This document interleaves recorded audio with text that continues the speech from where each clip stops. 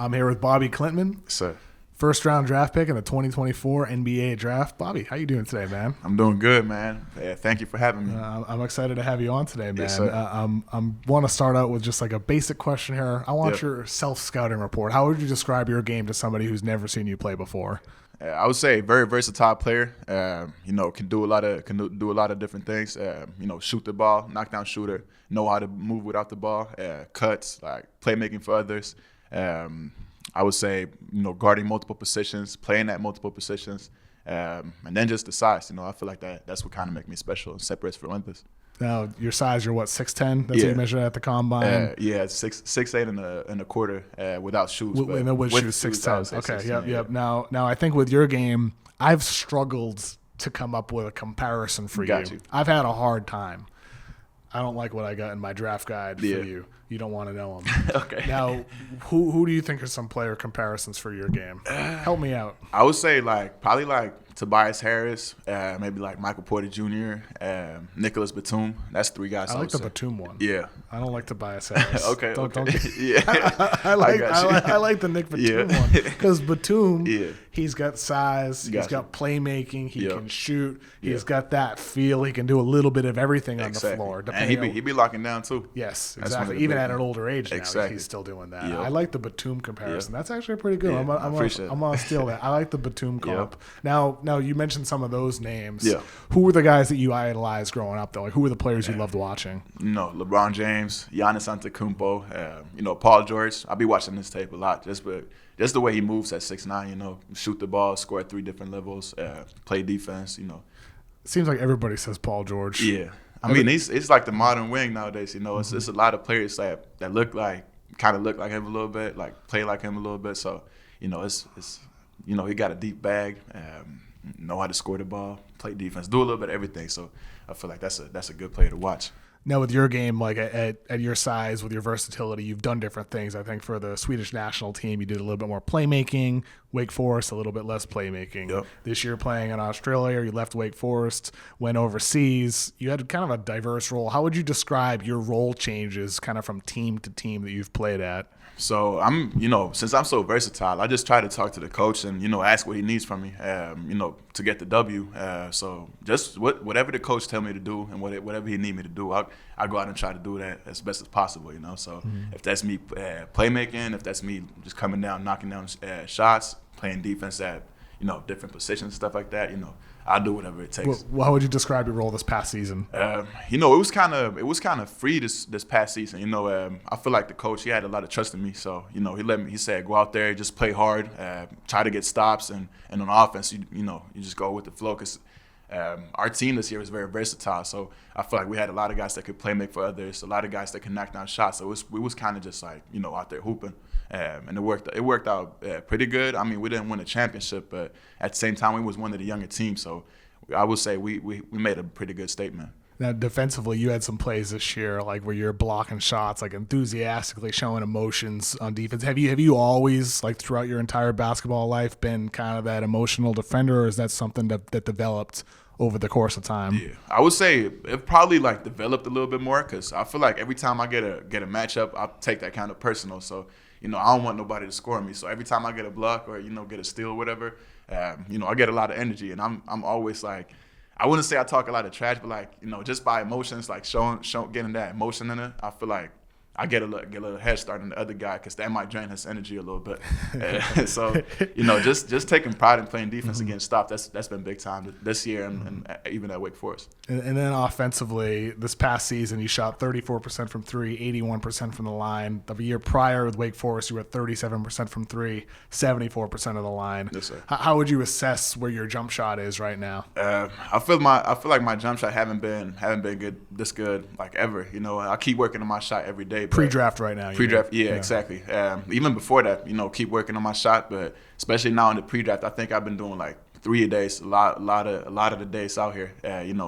Getting a lot of shots up in the morning, then got strength training, and then after that, I do another shooting workout just to stay consistent and keep working on my shot. So it's been helping a lot, but I feel very confident in my shot. Now you've always had pretty good touch near the basket from the Sir. free throw line. You've been like I said, 81% last year, Yep. 74% the year before, closer to average with Wake Forest. But but like you've always had touch. Yes, sir. What's happening for the 3-pointer to continue improving? Is it something mechanical? Like what's going on? I would say it's just reps, For me, I feel like I already got the mechanics down very good. So just like staying consistent, like keep working on like, coming off the dribble, like off of screens and stuff like that. That's kind of like the next level for me, moving shots and stuff like that. But when I get my mechanics right and I get my feet set, it's always a bucket. That's what I would say. Now I mentioned for the Swedish national team, you did a little bit more playmaking, and you obviously have shown that, in the years since as well. But like for you, do you feel like kind of that's like a potential stage in the future of your development where you're more than just, standstill 3-point shooter who cuts and attacks closeouts, but maybe you can be a bit more of an on-ball guy? Yeah, most definitely. As I said before, whatever the coach need me to do, if he need me to play make, I'll go out and do it. But it's definitely something I work on a lot. Like handling the ball, coming off pick and rolls and stuff like that. Because I feel like I'm a big guard. Do a little bit of everything. So I feel like that's the area I got to work on too.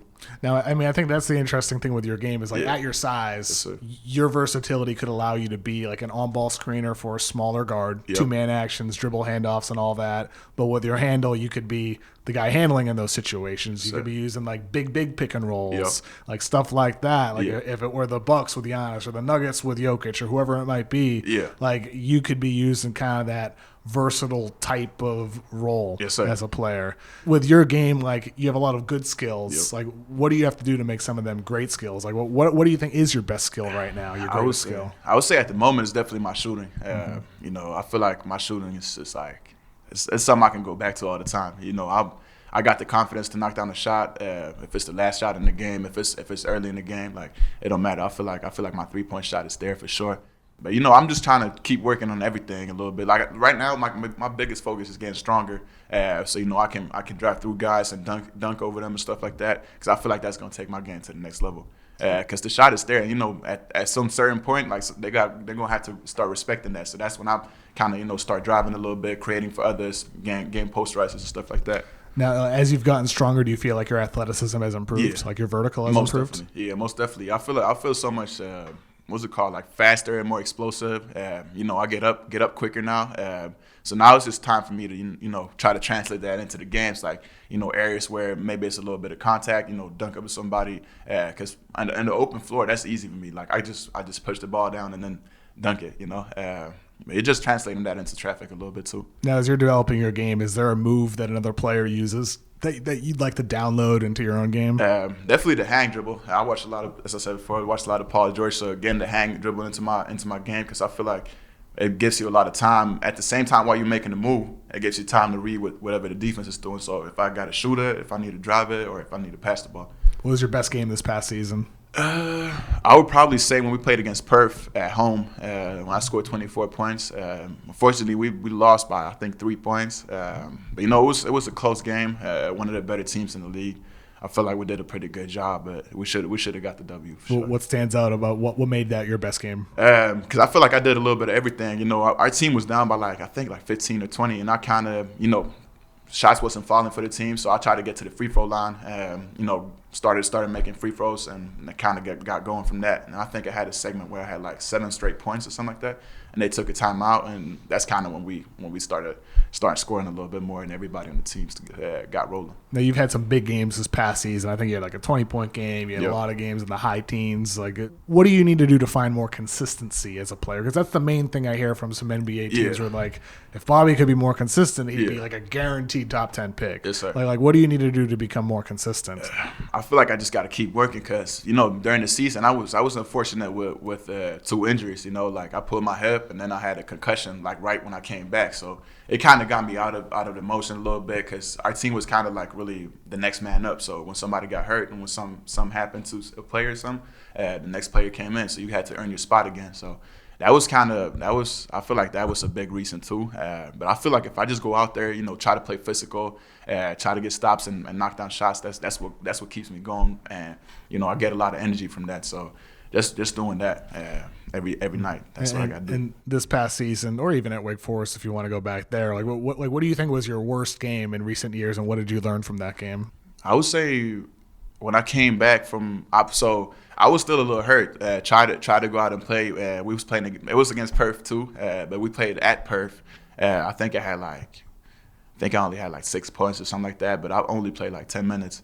You know, I was just trying to play through, you know, my hip. It was hurting, but you know, I wanted to get the win, because in the NBL, like every win like matters. Like if you, like we missed the playoffs this year with one game, you know, so if we would have got another dub, we would have played in the playoffs. So you know, just like going out there, try to play for my teammates and help them get the dub. That was big time for me, but it wasn't my best game. So I just tried to, you know, focus on the other stuff, like giving my teammates energy, talk to my teammates when they need me, you know, be a voice on defense and stuff like that. What would you give yourself as a 2K rating right now?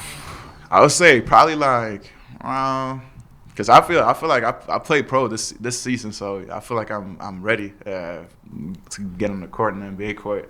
So I would say like maybe like an 82, 83, something like that. I mean, 2K inflates ratings. Yeah, that's what I'm saying. You'll never know. Like they give some players like a 90 that's not supposed to have a 90, and they give some players like a 70 or 80. Yeah, I mean, it feels like every NBA player in 2K is like above a 70. Yeah. It's like the scale's really 70 to 100. You definitely got to be on Ronnie's good side for him to give you that rating. Sure. That's true. You do. I wish they use more of the scale, but Yeah. that's just my opinion. I think players are rated too high. They should use 50s and 60s. Yeah. It just feels low. I don't even know if you would be able to play with them if there was like a 50. You wouldn't in 2K. Yeah. You wouldn't be able to. Yeah. I want to know a little bit about your background. You're sure. Swedish. Yes, sir. Born there. How long did you live there? When did you move to the U.S.? Just give me like a little background. I'm gonna give you the whole split. So I started playing soccer when I was about like 4 years old. You know, grew up in Sweden with my mom, my brother. My mom and my dad are divorced, so I didn't stay with my dad. You know, my little sister. Started playing soccer at 4 until I was like 12 years old. I started playing basketball when I was around like 9, 10 years old, around that time. We got a thing called easy basketball in Sweden. So it's just like you're playing for fun, basically. Like really not no winner. Like everybody's just out there just to learn a little bit about basketball. So I was playing soccer and basketball at the time. My stepdad came into my life when I was around 5 years old. He played basketball before, so you know I played in what's it called, a team out in Malmo, for like, that's when I started playing the easy basketball for like 2 years. But then he was like, because me and my brother, my cousin, and my big brother, we was all playing together, right? But he wanted us to really focus on basketball, because we had a big talk. If I really wanted to do basketball, if I do want to do soccer, like what was the thing I wanted to focus on? Because he took his time out of his time, you know, to get us better. So, you know, how tall were you at the time? I don't remember, to be honest. I wasn't really tall because I was playing point guard when I first started playing basketball. I guess that's where the handling skills come from. Yeah, most definitely. You know, he took us to another team called Trelleborg. It's in the south of Sweden. So we went out there like every day. Like took like 30 minutes to get there just to get extra work. Me, my cousin, and my brother. After that, when I turned around like 15 years old, I moved to Rigmark, which is like an elite high school in Sweden. We got 2 of them, so it's like we had basketball and school at the same time. So I was out there for 2 years. Played with under Coach Bree, a really good coach. He played at Davidson and stuff like that before. So learned a lot from him. Then COVID hit, and that I think 6th game into the season. So I didn't really know what to do. Started talk to my mom a little bit, like what's the next move, But then we came to the conclusion that I'm gonna go play with a pro team in Sweden, finish the season out with them, because I felt like I could learn a lot from that. Just you know, getting the experience and learn from everybody. So I did that. After that season, came to my senior year. That's when we started looking to other schools in America. You know, Sunrise Christian Academy. Talked a little bit to Prolific and IMG and schools like that. But we came to the conclusion. We talked to Coach Luke at Sunrise, and you know, my mom felt like it was going to be a really good opportunity for me. So I was like, yeah, I got to do it. You know, having teammates like Grady Dick, Mark Mitchell, Dylan Hunter, like it was a stacked team. You know, everybody was good on the team. So I was definitely going to get better. How old were you when you came to that school? 17. Okay, 17. Just turned 17. So that was a big opportunity, but at the same time a big challenge for me because I'm on this team with all these good players that already kind of got like, you know, the 4-star status, the 5-star status, but I came in and nobody really knew who I was. So. You're just some tall Swedish kid. Exactly. You know? That's how everybody saw it. With an accent. Exactly. Yeah, not most definitely. So, you know, I kind of came in with a little chip on my shoulder and knew that I had to put in the work from day one just to earn my spot and get minutes on the floor. But, you know, Coach Luke, he was great. Like, he helped me a lot. Just like on the court and off the court, like, held me accountable. I feel like I grew a lot there. You know, a lot of more offers because I only had like about 5 offers when I went from Sweden to the States. So I already had a little bit of recognition from college teams and stuff like that from the national team. But that was big time. You know, picked up I think around like 30 offers after my year at Sunrise, and then It was like a roller coaster.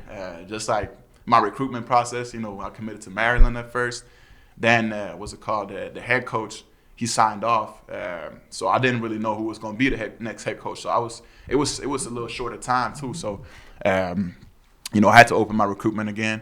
Started talking to schools and stuff. Went through the whole process, and we came to Colorado. And, you know that it was something with my transcripts that wasn't right, so I couldn't sign with them. So I had to open up my recruitment again. Damn, again? Yeah, it was crazy. It was a lot of phone calls. Then Wake Forest happened. Yeah. And then you said peace out at Wake Forest after 1 year. Yeah, but it was I mean, Wake Forest was a really good opportunity for me because they had Alondas Williams going to the league. They had Jake LaRavia again drafted.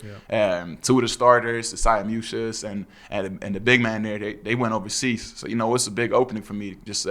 As a freshman, and I had a big summer with the national team too, coming into the year. So you know, I felt confident. I thought I was gonna play a lot. But when I first got there, I got a little like eye opener because you know we had a lot of good players like Tyree Appleby, Andrew Carr, who more like Damari Monsanto. Like it was a really good team, man. A lot of experienced guys, you know. So. Didn't really play in the beginning, but then I sat down with Coach Forbes, had to talk to him, you know, what I had to do to get on the floor, and he was like, you got to keep getting stops on defense because you getting straight line drive too easy. Like they drove past me too much on defense. So he said, you know, really lock in the weight room and just try to do the little stuff. And that's what I started doing. You know, started going to the gym a little bit more to get my strength and conditioning in. After that, I started doing the small stuff in the court, just like grabbing rebounds, try to take charges, give a lot of energy when I come in, and not, you know, take down the team when I'm on the court. And now, you know, I started seeing the floor more and more and more. You know, my shot felt good, started knocking down shots. So, you know, just gain the confidence and, you know, keep getting reps on the court. I feel like that was big time. Coming to the ACC tournament, I felt very confident coming in. You know, I feel like I kind of had my breakout game there. When we played against Syracuse, which was a big game for me and for the whole team. We won on the game winner, so it was a kind of crazy game. And then after that, you know, decided to, you know, do the whole pre-draft and stuff like that. Go through that process. Mine was a little different because I was staying out here working. I didn't really have as much time to, you know, prepare for the combine, so I decided to take my name off the combine. Yeah, you were like undecided between like doing like going through the process or going overseas. Exactly. Right? Yeah. You know, then I got the offer from the NBL, and from the feedback I got from all the teams was like, you're not really ready yet, but if you can, you know, show that you can play like that at this level in the NBL, you know, very physical league, a lot of guys that's been in the league before, in the NBA before. So if I can handle that challenge, that would be big time for me for next year. So you know, I got a really good opportunity. Talked to Coach Forty for the Cairns Taipans and, you know, everybody in the NBL. You know, great opportunity for me, so I felt like I had to take it. Now, like when you were in Sweden playing against, you know, kids your age at the time before coming to the U.S., were you like by far the best? Yeah. Like in your age? So like when you came to America and you're playing with, like you said, 4- and 5-star prospects, Grady Dick's on the team. Yeah. Like, was that also an adjustment at that time to like suddenly not be getting as many minutes going against those level of players? It seems like that's been a trend for you where it's like you come to America, that happens. You go to Wake Forest, that happens. And you go, you know, overseas to Australia, that happens.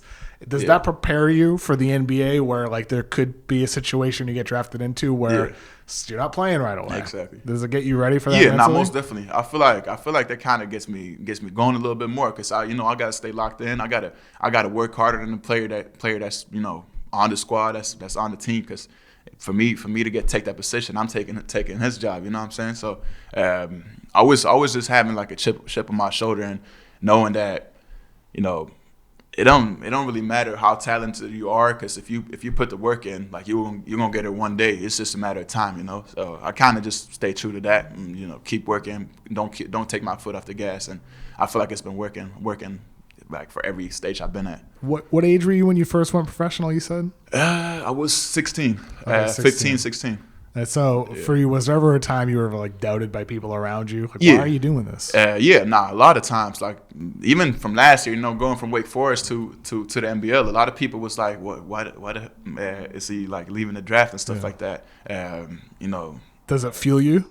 Like, do you feel motivation? Yeah. Because I see a lot of, you know, I don't be on social media like reading what they be saying and stuff like that. But you know, you hear it, and you know, my agent he be trying to give me some motivation sometimes. So he pull up a quote sometimes, and you know, when I see that, I'll be like, okay, man, just wait. You know what I'm saying? Like, just for me to go out there and prove them wrong, like I love that feeling. So yeah, most definitely, it definitely drives me. What's your off season schedule been like?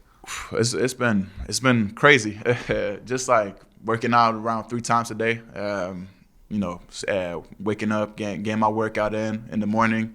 A little tougher workout, going for like an hour and a half. A lot of shots, a lot of work on my handle and stuff like that. And after that, I come back home, get lunch, and then I go to my strength and conditioning workout. And then after that, I try to get something to eat, quick food, and then I go over all the way to Santa Monica and get like a shooting workout in. Who you been working out with? Modest Bacillus, and I've been working out a lot. You know, Bryson been in the gym, Jared McCain been in the gym, so it's really good guys that surround me. You know, we all striving for the same goal, so I feel like it's been big time, and I feel like I'm blessed to be in this position. Describe yourself in 3 words. Ooh, I would say hungry, joyful.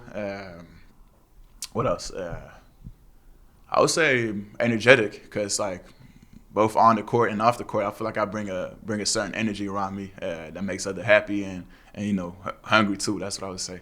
What's your weirdest habit? Weirdest habit? Ooh, I don't know, to be honest. I don't know if it's a weird habit, but like before games and stuff like that, I always, you know, make sure I shower. I always shower before the games. I don't know why. I just like to pull up clean to the game, you know, have a little fit on and stuff like that. But I don't know if that's a weird habit. But I don't know. I mean, do you have a game day routine? Yeah. Clearly, showering is part of that. Yeah, it definitely is. It definitely is. Do you have like a regimented routine, or are you kind of developing the routine? Yeah, I feel like this year was a little like, I feel like I had more time, and I learned a lot from like the vets that was on my team, especially from Taj McCall and Patrick Miller, because you know Taj he's been played for Brooklyn before, you know, he's been through the process before. So you said like having a routine is always good, because it's kind of like getting your mental ready more so than your body. So you know, I usually get like, I eat pasta before the game, try to eat some good pasta, usually Alfredo. You know, get a nap in before the game and shower. Then I just do like a band stretch up, listen to a lot of music, because that's kind of what's keeping me in the game. What are you listening to? Ooh, I listen to a lot of different music. Pink Floyd, Led Zeppelin? No? Pink Floyd. I actually got a Pink Floyd t-shirt. Wow. Okay. But do you know any Pink Floyd music, though? I don't listen to that. Come on. You gotta put me on the spot. You got to listen to Dark Side of the Moon, Animals, Wish You Were Here. Nah, I got to tap in, though. I'll tap in. You got to tap in. But I'll be listening to a lot of NBA Youngboy, Lil Baby, Lil Durk, Rod Wave. That's kind of the biggest ones I listen to right now. I don't know any of them. Nah, I couldn't name a single song from any of them. You got to tap in too. I'm sure you heard it on the radio. I'm a 33-year-old white dude who brought up Pink Floyd and Led Zeppelin to you. Okay, no, I got you. But that's old music for me. Yeah. You know anything about Erykah Badu? Yeah, I know the name. Yeah. I know her songs, but I don't know like the names of the songs. You know what I mean? Yeah. Nah, so I like to switch it up a little bit. It depends on the mood I'm in, you know. Okay. So, but before a game, I kind of like to listen to like a little bit more hip hop and rap. I see. I feel like you get hyped up. Yeah, exactly. Yeah, now you don't want to feel like chill R&B. Exactly. You know, you don't want that. Nah. Though if you do want the chill R&B, check out Leanne La Havas. Okay. Super underrated artist. For sure. She's amazing. Leanne La Havas. Because that's more like when I'm doing my workouts and stuff. Like when I'm in the gym by her. myself, like that's what I like to listen to. Like a little bit more R&B, like a little like slow music and stuff like that. Cause Leanne La Havas is my number one celebrity crush. Okay. She's not even a celebrity. She's just like, you know, really good musician. Who's your celebrity crush? Oof. I would have to say, I ain't gonna lie. I would say Margaret Robbie, because she's in a lot of movies. Yeah. Look very good. So yeah. Wolf of Wall Street. Yeah, Great. so that's one of my favorite movies for sure. Me too. Yeah. What's your biggest motivator besides Margot Robbie sliding in your DMs? That's crazy. I would say my mom for sure. She been taking care of me and my brother since we was young bulls.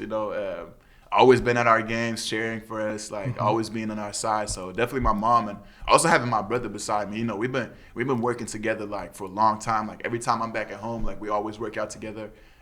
Just always like he's 2 years older than me, so when I've been growing up, I've always seen like how he moved and tried to be like him a little bit. So that's definitely one of my motivators too. The family for sure. I'm curious about like how would you describe yourself like personality wise in a locker room setting? Like, Yeah. Are you a leader? Are you a kind of like not so much a leader, but like you said you're positive. Yeah. Like what do you like in a locker room setting?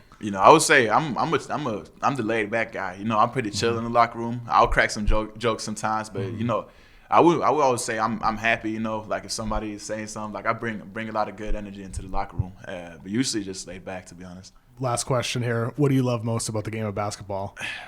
Man, I love to win. That's a different type of feeling.